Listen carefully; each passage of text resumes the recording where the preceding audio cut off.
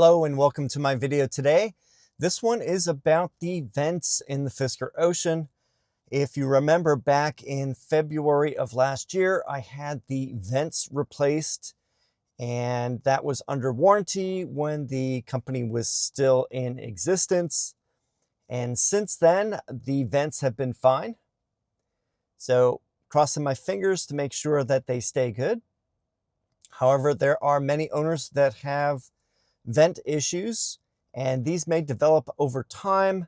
You'll hear them appear when it starts making a clicking sound when you start up the car.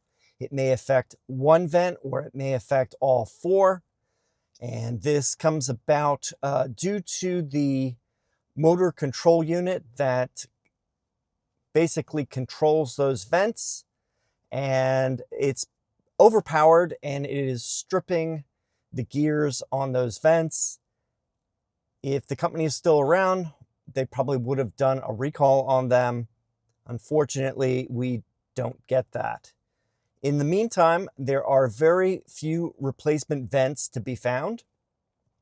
And if you do find one, to get it installed is a lot of work. You have to disassemble the entire dashboard and parts of the center console, the screen, the steering wheel, all that has to come out to access the four vents.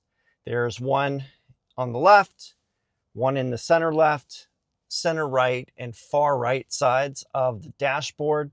If it is really annoying you, there is a way to disconnect the vents so that they don't move around on startup. They're going to be in a fixed position.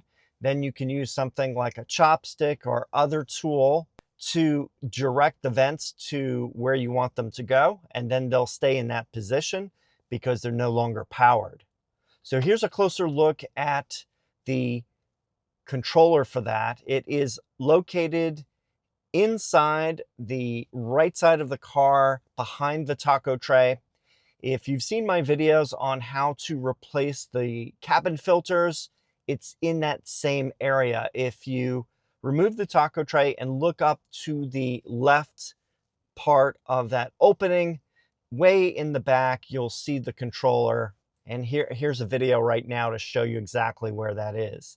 If you detach the connector on the back of it, it will no longer be powered and the vents will be manual at this point.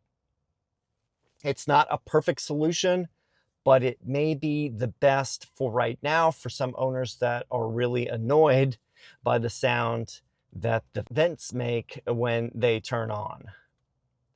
So I hope that gives you some more information. If you do need to do that, you can access that area and remove the connector. If you have any questions or comments, please leave them down below. Thanks for watching, and I'll see you in the next video.